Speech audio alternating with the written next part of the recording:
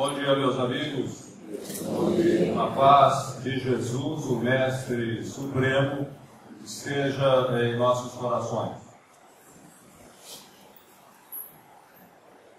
Sem dúvida alguma, uma das questões mais importantes do Livro dos Espíritos é a de número 860. Está na terceira parte, quando Kardec trata das 10 morais, mais exatamente a lei de liberdade. Pergunta Kardec: pode o homem, com suas ações, impedir acontecimentos que estão para ocorrer e vice-versa? A pergunta de Kardec é muito interessante. Ele está pretendendo saber se nós podemos interferir nos acontecimentos, produzir acontecimentos ou evitar acontecimentos.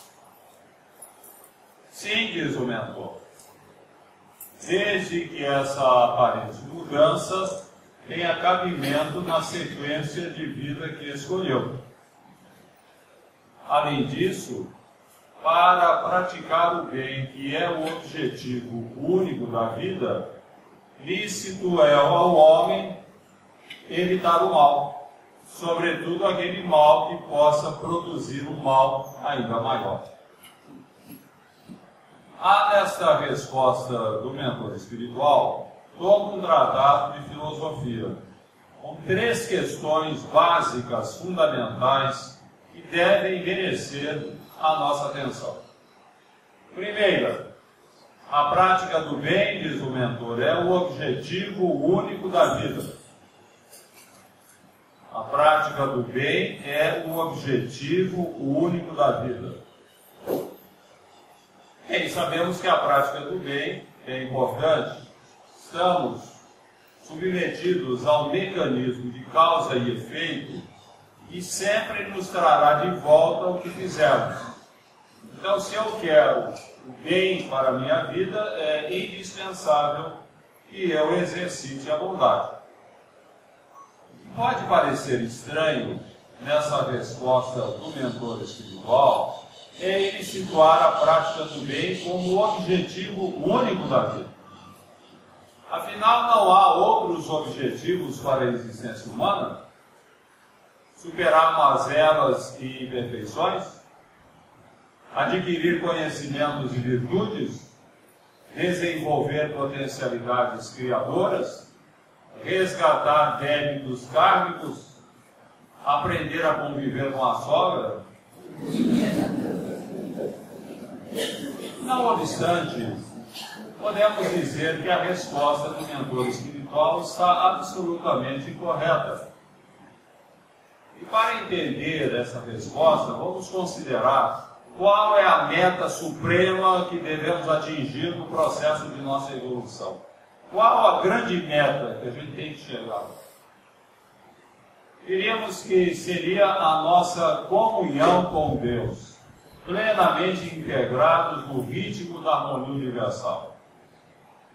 Eu e o Pai somos um, dizia Jesus, demonstrando a sua íntima ligação com Deus, médium de Deus. Eu e o Pai somos um. Quando pudermos afirmar isso em plenitude, demonstrando a nossa plena integração no ritmo do universo, teremos atingido o ápice de nossa evolução. Agora, como é que vamos chegar lá? Como é que vamos caracterizar que chegamos lá? Uma ideia, bom, cheguei ao final da minha evolução, alcancei o objetivo supremo. A resposta está no capítulo 4, versículo 8 da primeira epístola de João, quando ele diz assim: Deus é amor. Quem está em amor está em Deus, e Deus está nele. Então, João está dizendo que atingiremos o ápice de nossa evolução quando estivermos plenamente identificados com Deus na base do exercício do amor. Quando alcançarmos o amor em plenitude, nós estaremos plenamente integrados no universo. Como é que nós vamos desenvolver o amor em nós? Como é que vamos conquistar o amor, esse amor divino que nos coloca em contato com o divino amor? Com a prática do bem. Amar é querer o bem de alguém. Então, se eu quero o bem de alguém, eu tenho que trabalhar pelo bem desse alguém, a prática do bem. Então, a prática do bem surge como um caminho para a nossa realização como filhos de Deus. Por isso, a prática do bem é o objetivo único da vida, como diz o mentor. Porque é com a prática do bem que eu supero as minhas mazelas e imperfeições, adquiro conhecimentos e virtudes, resgato débitos, desenvolvo potencialidades criadoras. É com a prática do bem que eu aprendo a conviver com minha sogra. Aliás, se bem observarmos, verificaremos que sem a prática do bem o amor não funciona. Não há amor possível se não estiver vinculado à prática do bem. Encontramos uma senhora na rua, carregada de filhos, numa situação miserável, passando por necessidades prementes. Compadecemos-nos dela, ficamos com pena daquela situação, tiramos alguns trocados, lhe estendemos. Vá com Deus, minha filha, Deus abençoe e guarde. Naquele exato momento brilhou em nosso coração uma chama de amor por aquela senhora, em face da sua situação precária.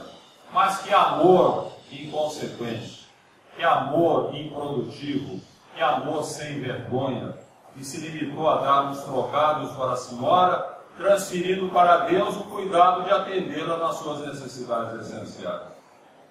Sem a prática do bem, o nosso amor é totalmente improdutível. Eu tenho um amigo, gosto muito dele, amigo do peito, de longas datas, de longos anos, mas um dia ele faz alguma coisa que me desagrada, imediatamente esfrio a amizade, afasto-me dele. Ele se torna para mim um estranho. Sem a prática do bem, o amigo mais querido pode realmente converter-se no estranho para nós. O casal ama-se profundamente, amor e alma gêmeas, casamento perfeito, 2 filhos, união estável, feliz. Um dia ele comete um deslize, envolve-se com uma jovem de excruciante beleza e acaba cometendo uma infidelidade conjugal. Mas logo se arrepende. Não, a mulher de sua vida é esposa, jamais poderia ter feito isso com ela. Arrepende-se amargamente e nunca mais fará coisa semelhante. Mas a esposa descobre, imediatamente pede o divórcio. Ele implora que o perdoe, foi uma fraqueza, algo de momento. Ela é a mulher da sua vida, ela não perdoa. Ele ajoelha-se aos pés, implora que o perdoe, não poderia viver sem ela, sem os filhos, ela é irredutível, não perdoa. E estagiam os dois na amargura, no desencanto. Sem a prática do bem, o amor mais ardente pode ser sufocado num oceano de mágoas, de ressentimentos e rancores. Sem a prática do bem, meus amigos, a vida não funciona. Sem a prática do bem, nada dá certo. A prática do bem tem múltiplas aplicações, inclusive em relação à longevidade. Você quer viver bastante? Pratique o bem o tempo todo. Pratique o bem com todo o coração, com todo o empenho em favor do próximo. Mãos servindo são antenas que estendemos para a sintonia com as fontes da vida e a captação das bênçãos de Deus para vivermos bastante. Hermínio Miranda, grande escritor espírita, ele dizia que há no movimento espírita muitos companheiros fazendo serão. Ele quer dizer companheiros com mais de 80 anos que continuam trabalhando, continuam servindo, continuam atendendo a seara espírita. Porque, como dizia Jesus, a seara é muito grande e os trabalhadores são poucos. São tão poucos aqueles que trabalham, que fazem alguma coisa pelo próximo, que dedicam as suas vidas à prática do bem, é lógico que o mundo espiritual vai se empenhar, os mentores vão se empenhar em dar vitalidade para esse cidadão viver muito, continuar a viver muito. porque são poucos aqueles que se dispõem a praticar o bem o tempo todo. Com a prática do bem, nós nos nutrimos de boas vibrações o tempo todo, inclusive envolvendo a gratidão de espíritos encarnados e desencarnados, que direta ou indiretamente venhamos a beneficiar.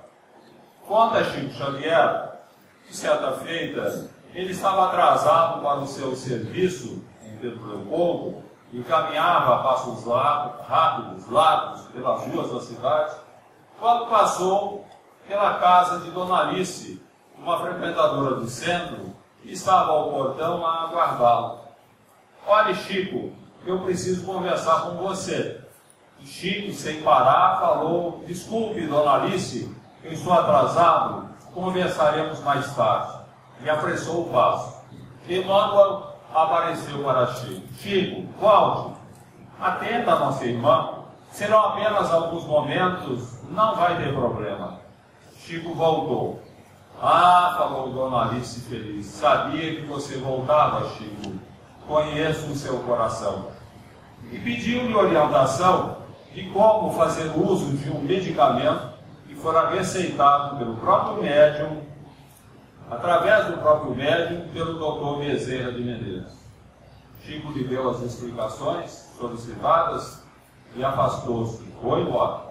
E Dona Alice: muito obrigado, Chico, vá com Deus, Deus o abençoe. Chico continuou a caminhar. Emmanuel apareceu de novo. Olhe para trás, Chico.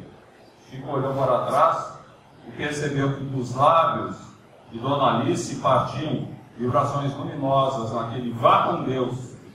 Vibrações que lhe davam branda sensação de bem-estar. Está vendo, Chico? Falou Emmanuel, como é importante praticar o bem, atender as pessoas, fazer algo em favor do próximo. Já pensou se Dona Alice fosse uma senhora mal educada e você não a atendesse, e ao invés desse vá com Deus, ela dissesse raivosa: ora, Chico, vá com o diabo que eu carregue? Você receberia vibrações muito ruins que lhe fariam mal. Imaginemos aquela senhora na rua, carregada de filhos, numa situação extremamente precária. Ela tem um mentor espiritual que procura assisti-la. Cada filho tem o seu mentor espiritual que procura assisti-la. E eles estão ali, eles não querem que a senhora e os filhos fiquem naquela situação. Querem melhorar as suas condições, querem dar-lhes condições para que eles possam ter uma vida decente, no atendimento das suas necessidades. Mas como poderão eles agir de uma forma mais intensa, sem braços amigos aqui na Terra, sem instrumentos? Eles precisam de instrumentos. Pessoas de boa vontade que atendam a sua inspiração para atender aquela família. Se nós atendemos aquela família, eu digo atender, não é dar alguns trocados, é parar, conversar. Onde é que a senhora mora? Vou à sua casa, vamos ver onde ela mora, a sua necessidade, o que ela está passando, as suas carências. Vamos encaminhar aos recursos da comunidade. Vamos efetivamente fazer alguma coisa em seu benefício e não a mera esmola. E o que acontecerá? Estaremos conquistando amigos para a vida eterna. Todos aqueles mentores espirituais que atendem a família vão ficar nossa família, ser gratos ao nosso trabalho. E em momentos oportunos vamos atender, nos ajudar, quando deles precisarmos.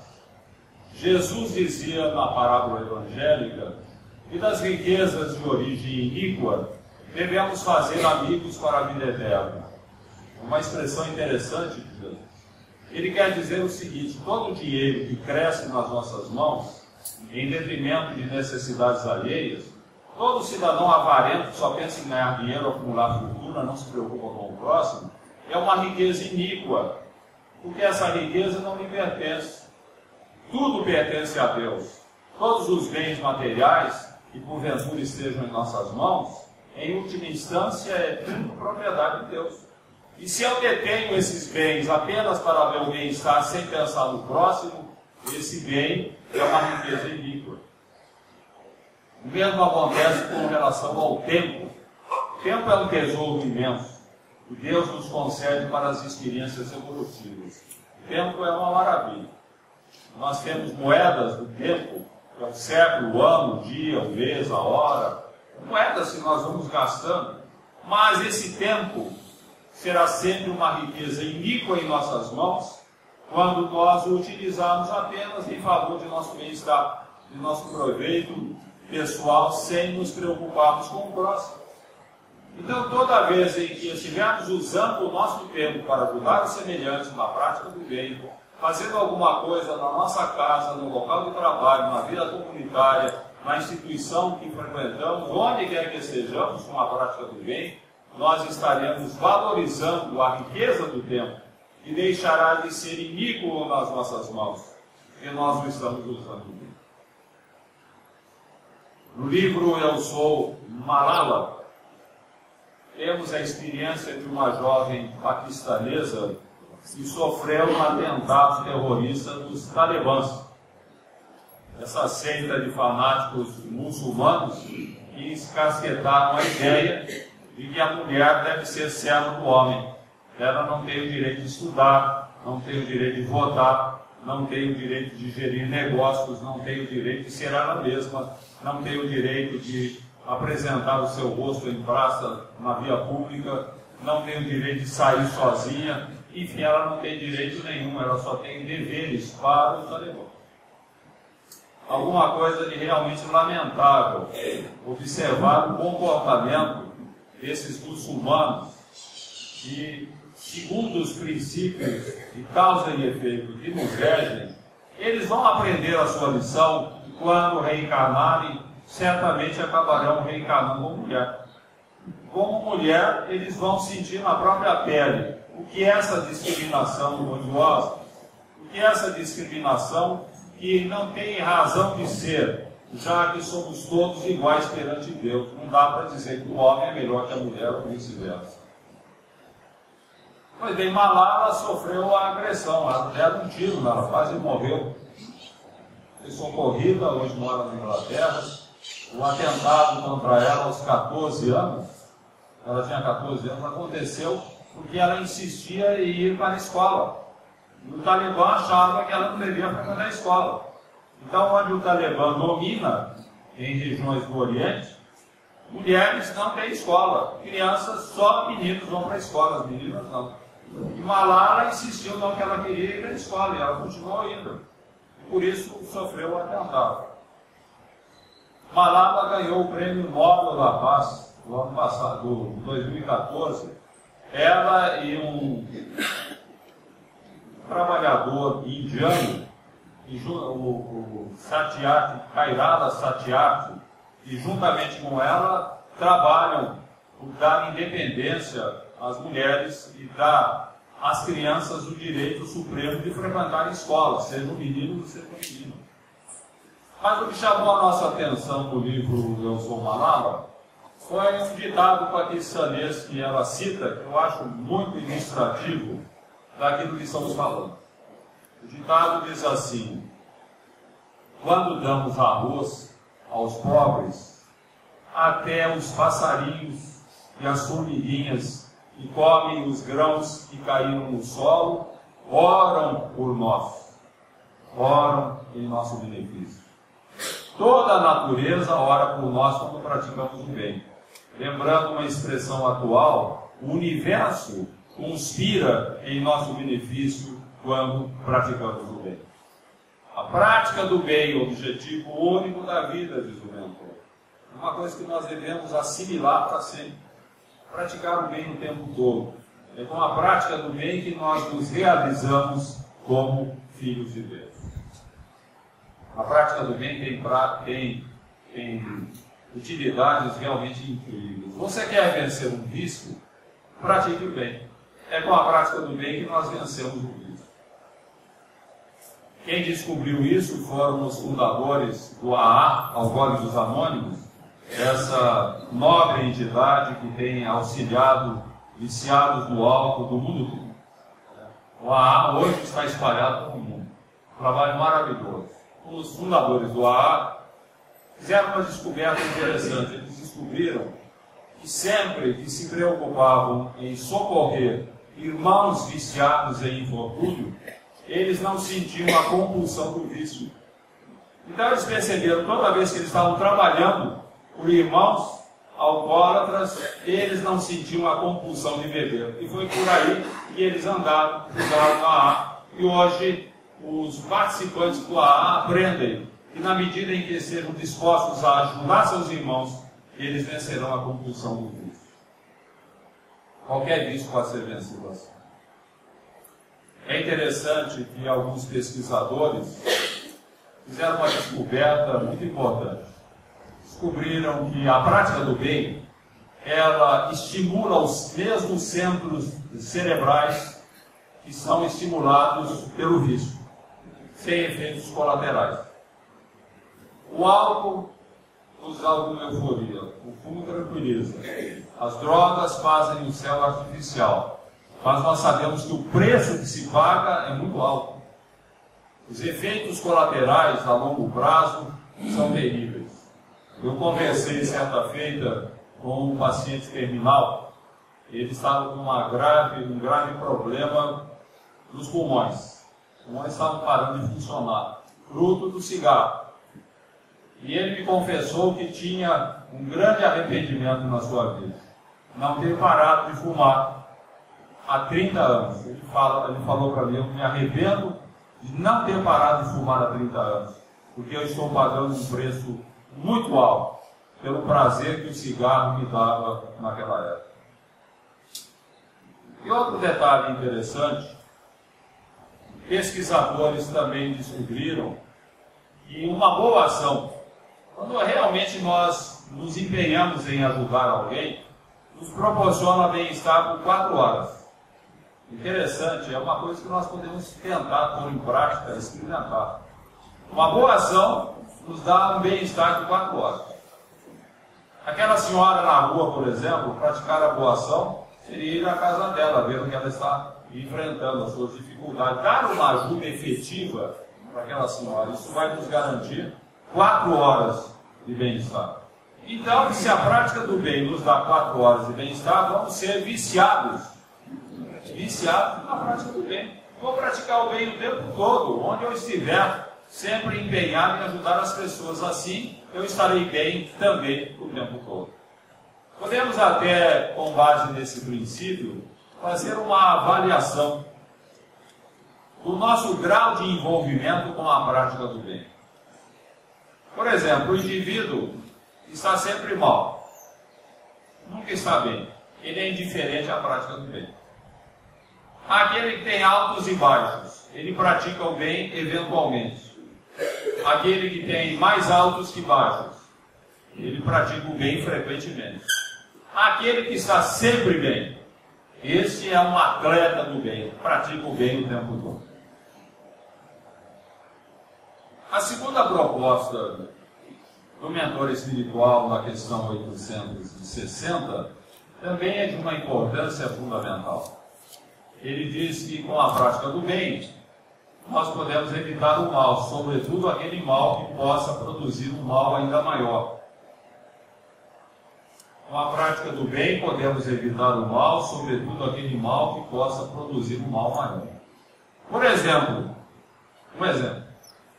alguém homenageia a senhora minha mãe, atribuindo-lhe aquela profissão pouco recomendável. Ele xingou a minha mãe. Isso é mal. Ele ofendeu, praticou mal.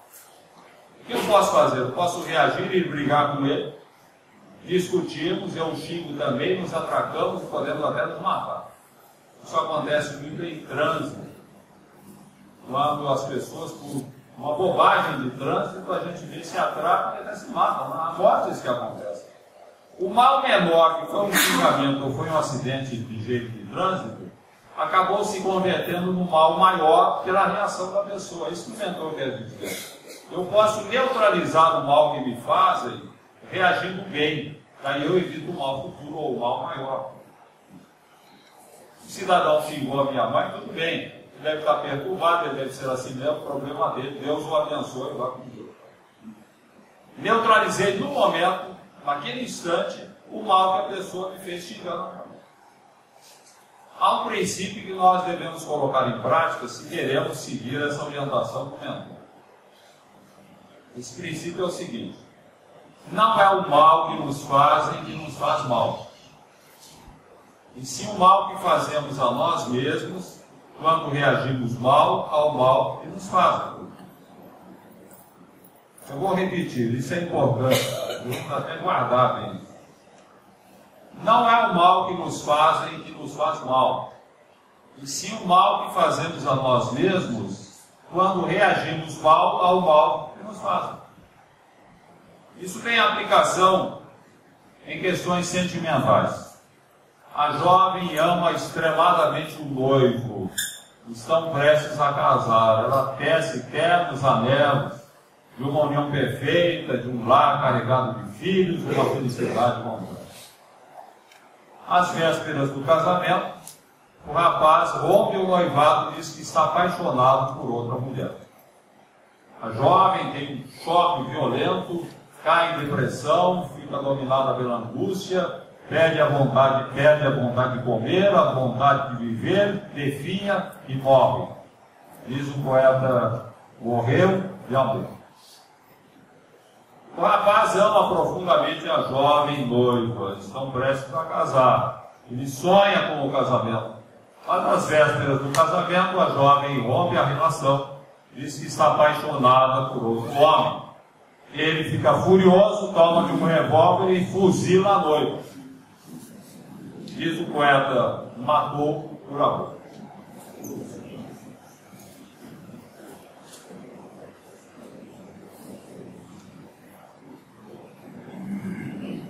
Mas será que alguém mata ou morre por amor? Não. Há um amor que é sempre o bem do ser amado. Não pretende nunca desenvolver qualquer atitude que não represente o bem do ser amado. Tudo bem, a jovem foi abandonada, o rapaz foi abandonado, mas se eles realmente amam, o amor legítimo quer sempre o bem do ser amado. E se o ser amado vai ser feliz com o outro ou com outra, Deus o abençoe, vamos. Mas isso é um horror, como eu vou fazer isso? Realmente não tem cabimento, porque nós somos espíritos imperfeitos e o nosso amor funciona muito na base do egoísmo. Nós amamos a nós mesmos no ser amado, por isso nós não admitimos ser contrariados. O amor legítimo, como exemplo do verdadeiro amor, é o amor de mãe. A mãe é a única mulher que fica feliz quando entrega o seu amado para outra mulher.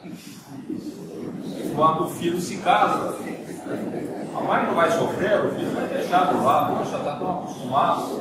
Tem a síndrome do ninho vazio, né? Quando os filhos se casam, ela vai ficar feliz, mas ela, ao meu Deus, vai ficar feliz. Porque a felicidade do filho, o filho vai ser feliz. Então, o verdadeiro amor quer sempre o bem do ser amado. Amar é querer o bem da pessoa. Então, se você não está pensando nisso, se o amor é possessivo, se você exige reciprocidade e exige que todos os seus desejos sejam satisfeitos, você não está amando. Você está gostando de alguém como quem gosta de um doce. Gosta do doce porque satisfaz o paladar. Não está amando verdadeiramente. O amor de verdade quer sempre o bem do ser amado. E quando nós queremos o bem do ser amado, aconteça o que acontecer, ainda que seja um mal para nós, nós estaremos neutralizando esse mal com a prática do bem, porque quem ama quer sempre o bem do ser amado. É interessante, meus amigos, mas essa questão de neutralizar o mal com a prática do bem, para evitar o mal maior, ela tem múltiplas aplicações. Se pensar um pouco, vamos ver que no dia a dia as aplicações vão ao infinito. Por exemplo, imaginemos que por força de contingências da vida, nós vamos morar nas proximidades de uma favela. Essa favela é dominada por marginais, traficantes, bandidos, assassinos, solda pesada. Eu vou morar nas proximidades. Eu tenho duas alternativas. A primeira, vou transformar a minha casa numa fortaleza. Com cerca elétrica, alarme, cães bravios, vigia noturno, vou conseguir aí uma licença para o porte de armas, vou ter uma fortaleza. Nós sabemos que isso não funciona. quando um ladrão quer entrar na nossa casa, ele sempre dá um jeito de entrar. E resistir ao ladrão é muito perigoso. Estaremos colocando em risco a nossa vida, a vida de um familiar. Há uma alternativa melhor, a segunda opção. Combino com moradores, outros moradores igualmente ameaçados. Entramos na favela, fundamos uma ONG, vamos cuidar de crianças, vamos cuidar de adolescentes, vamos fundar escolinhas, vamos ter ali núcleos de futebol, de esportes, de artes, vamos fazer um movimento grande na favela. Daí eu estarei melhor protegido, porque eu serei amigo dos favelados, e ninguém assalta um amigo. E, em segundo lugar, porque eu estarei dando aos favelados uma outra perspectiva de vida, a possibilidade de progredir, de desenvolver as suas potencialidades. Qualquer estudioso sabe que uma das causas da delinquência, do crime, é justamente a falta de perspectiva. O cidadão parte para o crime, muitas vezes como opção de sobrevivência, porque não tem outras perspectivas. Se eu lhe der essas perspectivas, ele seguirá um outro caminho. Então, sempre a prática do bem desenvolvendo-se, criando condições para que as pessoas superem as suas próprias limitações e vivam felizes. A prática do bem, objetivo único da vida. O livro Gênesis, capítulo 1, tem aquela observação envolvendo Caim, que matou Abel, né? Como nós sabemos da história, é conhecida, matou Abel por inveja, e em determinado momento, Jeová aproxima-se de Caim e lhe pergunta o que era feito de seu irmão. E Caim, de uma forma petulante, responde: acaso sou responsável por meu irmão? A resposta de Caim indicava que ele estava tentando, pura e simplesmente, esconder o seu crime. Ele tinha matado o irmão. Mas essa resposta de Caim ela é muito simbólica, muito interessante. Eu fico imaginando sempre que, diariamente, Deus, o Pai de infinito amor e misericórdia, revelado por Jesus, nos faz essa mesma pergunta: o que é que nós estamos fazendo de nossos irmãos? Evidentemente, ninguém está aqui em curso em fratricídio, ninguém matou o irmão, mas eu garanto que raros aqui escaparão estar em curso do fraternicídio, que é o assassinato da fraternidade, quando deixamos de cumprir a lei de solidariedade que rege o universo, muito bem enunciada por Jesus, quando proclamou que cumprir a lei de solidariedade é fazer ao semelhante todo o bem que gostaríamos que nos fosse feito. E é muito importante, minha gente, que estejamos empenhados em cumprir a lei de solidariedade, enquanto estamos submetidos todos ao efeito borboleta. O efeito borboleta é uma expressão interessante de um pesquisador americano, Edward Norton Loring. Fala do efeito borboleta para exprimir as dificuldades de fazer previsões de tempo, ou do tempo, com grande antecedência, em virtude da escassez de dados técnicos ou de aparelhos que possam coletar dados que permitam uma previsão mais acertada a longo prazo. Ele dá o exemplo do efeito borboleta, né? Apenas uma ilustração que ele dá. É como o agitar de asas de uma borboleta num hemisfério a produzir um temporal ou um tufão em outro hemisfério. Considerando o efeito borboleta, aplicando-o na vida social, imaginemos uma criança que nasce numa favela, pai desconhecido, mãe alcoólatra, prostituta. A criança nasce e cresce ao léu, que ninguém cuide dela. Ela é uma sobrevivente. O menino pequeno ainda pede esmola nas ruas. Na adolescência, liga-se a uma quadrilha de traficantes. Torna-se um avião, um entregador de drogas. Depois aprende a manejar um revólver e, de repente, ele se transforma num bandido da vida. A cruel culminância de um efeito borboleta que começou com o vagido desalentado de uma criança negligenciada e culminou com o inimigo da sociedade humana. Ah, se aquela criança tivesse alguém que se preocupasse com ela, que a atendesse, que a orientasse, que cuidasse, que a educasse. Ah, se aquele homem pensasse que aquele menino que estava à sua frente, na sua casa, pedindo esmola, poderia ser amanhã o bandido que invadiria o seu lar, que roubaria os seus bens e até a sua própria vida ou a vida de um familiar, ele certamente se movimentaria, tentaria fazer alguma coisa, mobilizaria a sociedade para evitar a culminância desse cruel efeito borboleta. E quem sabe, com o seu esforço, o esforço daqueles que ele estivesse convocando, pudessem mudar de efeito. E aquela criança, ao invés de se tornar um bandido, viesse a se transformar em um benfeitor da sociedade. O efeito borboleta, meus amigos, ele tem essas características. Dependendo de como o tratamos, ele pode produzir terra arrasada ou campos verdejantes. Nós temos um exemplo muito interessante a respeito do efeito borboleta. Na vida de Winston Churchill, grande estadista americano, uma das figuras mais importantes da Segunda Guerra Mundial, na resistência ao nazismo. Churchill, quando menino, quase morreu afogado na piscina de sua casa. Foi salvo pelo filho do jardineiro, que mergulhou nas águas da piscina e o retirou da água. O pai de Churchill, como era de se esperar, ficou extremamente sensibilizado, emocionado com aquele ato heróico do rapaz e pretendeu dar uma grande recompensa. Mas o pai do menino falou que não, o jardineiro falou que não, meu filho apenas cumpriu com o seu dever, o senhor não precisa fazer nada por ele não. Mas eu quero fazer alguma coisa, por favor, isso é importante para mim, eu quero ajudá-lo naquilo que ele queira fazer na vida. Bem, falou o jardineiro, meu filho sempre quis estudar medicina, mas eu não tenho dinheiro para isso. Imediatamente foi providenciado para que o rapaz fosse estudar medicina. Estudou, dedicou-se, formou-se. Seu nome, Alexandre Fleming, descobridor da penicilina. Temos aí a culminância de um maravilhoso efeito borboleta que começou com um menino que foi salvo do afogamento e terminou com milhões e milhões de pessoas salvas hoje pela penicilina. Maravilhoso efeito borboleta.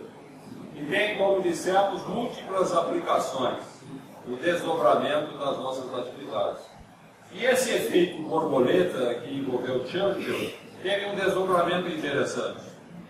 Churchill, na idade já avançada, foi acometido de penicilina, um mal grave para idoso. Foi salvo por seu médico particular, Alexandre Fleming. Ele aplicou penicilina.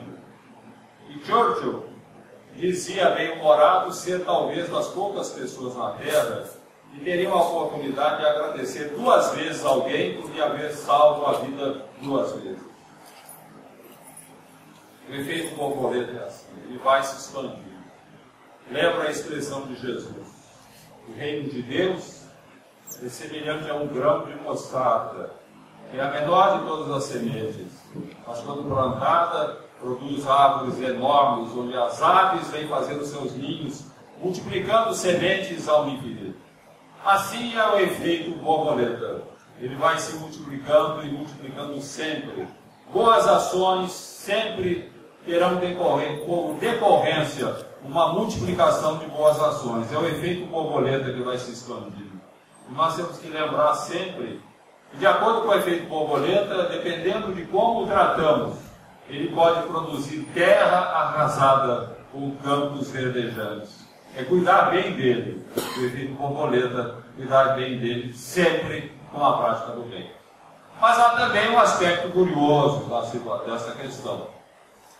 Um jovem, conversando comigo, perguntou: pode o efeito borboleta começar bem e terminar mal?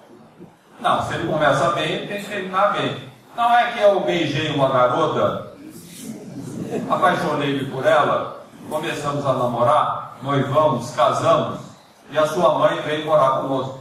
Começou com um beijo e terminou com uma sogra.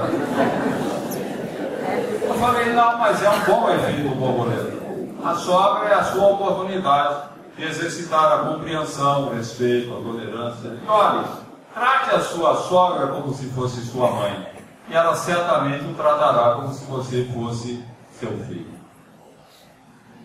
Na terceira parte da questão 860, o mentor espiritual nos fala que com a prática do bem, nós podemos eliminar o mal, desde que isso faça parte do quadro de vida que nós escolhemos. Importante essa ressalva do mentor. Eu posso mudar os acontecimentos, desde que essa mudança de efeito faça parte do quadro de experiências que eu escolhi para a Terra. A prática do bem é importante, finalidade única da vida, mas nós temos que lembrar que muitas vezes nós enfrentamos situações na Terra e nós mesmos pedimos ao reencarnar. O quadro da nossa vida. Você planejou a vida para passar por aquilo. Então, de repente, você pode passar a vida toda praticando bem, você poderá minorar a situação que você mesmo escolheu, mas é a situação que você escolheu. Por exemplo, o cidadão que tem tendência à violência, ele pede para nascer com os braços atrofiados, ou até sem braços. Ele poderá passar a vida toda praticando o bem, ele vai ter o conforto de quem pratica o bem, mas ele não vai ter braços novos. Não vão nascer braços, ou os braços atrofiados não vão voltar à vida. Porque é o seu karma, é o que ele escolheu para o resgate de seus débitos. Muita gente procura o Espiritismo e se entusiasma com essa ideia de que com a prática do bem nós queimamos o karma. Mas é verdade. Muita coisa do karma você pode queimar com a prática do bem. Aliás, eu sempre digo que Deus nos dá duas moedas para o resgate do nosso passado. Ele nos dá a moeda do amor e a moeda da dor. Quanto mais amor que se exprime na prática do bem, menos dor. Quanto menos amor, mais dor. Isso aí é um cálculo aritmético simples. Quanto mais bem você praticar, menos você vai sofrer. Se você não pratica o bem, quando vierem as cobranças kármicas, virão em plenitude. Mas nós precisamos entender que há determinadas situações que são inamoníveis. Nós mesmos as pedimos como possibilidade do resgate de nossas dívidas. Eu estou falando isso porque muita gente vem para o Espiritismo, se entusiasma com o fora da caridade na salvação, vamos praticar o bem, vamos queimar o karma, e de repente a pessoa enfrenta situações difíceis, e sofrimentos, e dores, e a pessoa se decepciona. Poxa, o Espiritismo me falou uma coisa que não está sendo cumprida. Você não entendeu bem o Espiritismo. E não entendeu bem essa questão 860, onde o mentor fala que nós podemos mudar os acontecimentos, desde que isso faça parte, não faça parte do quadro de vida que nós escolhemos. No livro Contra os Príncipes e as Potestades, onde eu trato de prática mediúnica, um romance, mas eu conto a história ali de um casal, uma história interessante, bem ilustrativa daquilo que eu estou falando. Clóvis e Beatriz, espíritas convictos, eram duas pessoas maravilhosas. Beatriz, mãe de 2 filhos, avó de 4 netos, médium, trabalhava em 2 reuniões mediúnicas, trabalhava na assistência fraterna, trabalhava na aplicação de passes magnéticos, numa casa de sopro, enfim, uma senhora totalmente devotada à prática do bem. Clóvis, o marido, não ficava por membro. Diretor do centro, inteiramente devotado à doutrina, era um homem calmo, tranquilo, que orientava muito bem o centro. 2 criaturas de Deus, 2 elementos ali, desses elementos aí, no dentro do centro espírita, que a gente ergue as mãos para os céus quando podemos contar com gente assim. Inteiramente devotadas, pessoas calmas, mansas, realmente fervorosas, voltadas para a prática do bem. Mas ambos tiveram um fim de vida muito difícil. Beatriz foi acometida com um câncer no seio. Câncer agressivo, teve que extrair do seio. Daqui a pouco atingiu o outro seio, que foi extraído também. Durante 3 anos ela se submeteu à quimioterapia, à radioterapia, todos os recursos modernos da medicina, mas o mal é inexorável, foi progredindo. Sofreu 3 anos, resignada, firme, fervorosa, confiante na espiritualidade, sem uma palavra de queixa, e acabou desencarnando depois de 3 anos. Depois do falecimento de Beatriz, foi a vez de Clóvis experimentar também sua parcela de dor. Foi acometido pelo mal de Alzheimer e lentamente o afastou da família, do centro, dos amigos, da sociedade. Terminou seus dias alienado e sofrido numa instituição para pessoas portadoras do mal de Alzheimer. A experiência do casal chocou profundamente o pessoal do centro, particularmente da diretoria, que tinha mais contato com o trabalho de ambos. Por quê? Sofrimentos tão grandes, um fim de vida tão terrível para um casal maravilhoso, que vivia para praticar o bem o tempo todo, e o tempo todo estava preocupado em servir. Não ensinava o espiritismo de fora da caridade, na salvação, que a caridade é a salvação de nossos males. Não afiançava Simão Pedro, o grande apóstolo do Cristo, que o amor cobre a multidão dos pecados. E a coisa ia nesse pé, até com uma certa revolta dos diretores, quando houve uma reunião mediúnica, apenas a diretoria presente, manifestou-se Ambrósio, orientador espiritual do grupo. E o pessoal aproveitou a oportunidade para reclamar. Por que aquela situação de Clóvis e Beatriz? Por que aquele final de vida tão difícil? Afinal, Simão Pedro, o grande apóstolo do Cristo, não deixara bem claro na sua epístola que o amor cobre a multidão dos pecados? O mentor ouviu as reclamações dos companheiros e disse: bem, antes de qualquer pronunciamento a respeito, vamos ler bem de perto essa observação do apóstolo Pedro. Providenciaram um exemplar de um Novo Testamento, e lá no capítulo, na primeira epístola de Pedro, capítulo 4, versículo 6, leram: quanto ao mais, irmãos, tendes ardente amor uns para com os outros, porquanto o amor cobre uma multidão de pecados. Perceberam? Fala o Ambrósio. Perceberam? O apóstolo deixa bem claro que o amor cobre uma multidão de pecados, não todos os pecados. Há determinadas situações, diz o guia, que representam apenas a indispensável medida de nossa renovação. Há determinados sofrimentos que nós mesmos pedimos para resgate de nossas dívidas, porque a nossa consciência impôs que assim fosse, para que fizéssemos em paz.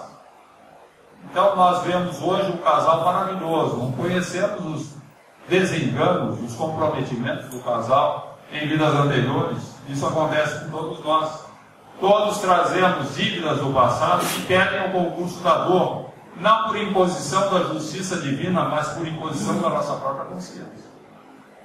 O homem, diz o mentor, pode ser um homem muito bom, cumpridor de seus deveres. Um belo dia, ele sofre um acidente, fratura a perna, vai para o hospital, tem todos os cuidados, todo o carinho, toda a atenção, mas ele não vai furtar-se a cirurgia para colocar o osso no lugar, nem furtar-se depois ao período de restabelecimento, a fisioterapia, muitas dores que ele vai enfrentar. Isso vai ser normal no propósito de sua recuperação.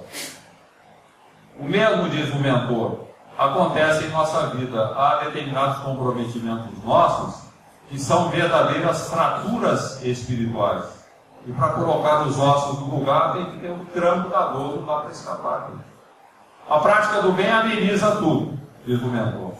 A prática do bem torna os nossos sofrimentos suportáveis, mas às vezes não dá para eliminar. Tudo que nós temos que fazer é praticar o bem. E essa história de Clóvis e Abigail e Beatriz, ela é realmente bastante ilustrativa, meus irmãos, demonstrando que, em benefício de nossa paz, nós temos que praticar o bem o tempo todo. mas considerando que nem sempre a prática do bem vai nos eximir de determinados karmas que devem ser cumpridos na Terra. Eles serão amenizados, mas não eliminados simplesmente com a prática do bem. Ora, se a prática do bem é o amor em ação, e se nós aprendemos com a doutrina espírita que é com o exercício do amor que nós entramos em comunhão com Deus, então em qualquer situação, no sofrimento ou na plenitude das nossas forças, na alegria ou na tristeza, onde estivermos, é botar sempre mais amor no nosso trabalho, na nossa vida, nas nossas relações, a exprimir-se na prática do bem, como diz Casimiro Cunha em Psicografia de Chico Xavier. Rogas a vida, o roteiro da esfera superior, e a vida responde sempre: ajuda com mais amor. Buscando desse modo o caminho renovador, em toda dificuldade, ajuda com mais amor. Se esperas pelo futuro, como ninho aberto em flor, arando a terra do sonho, ajuda com mais amor. Recebe, pois, o infortúnio com desassombro e valor. Se a provação recrudesce, ajuda com mais amor.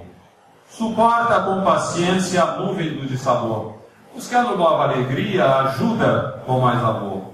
Caluniar-te a vida, perdoa, seja quem for. Quem vive para a verdade, ajuda com mais amor. Amigos desavisados trouxeram-te sombra e dor, diante de todos eles, ajuda com mais amor. Feriram-te as esperanças, brandindo o verbo agressor, não critiques, nem te queixes, ajuda com mais amor. Ante o jogo das ilusões, que o mal te vem a propor, no cultivo da humildade, ajuda com mais amor. Se esperas alcançar a comunhão do Senhor, arrima-te à caridade, ajuda com mais amor. Jesus nos abençoe.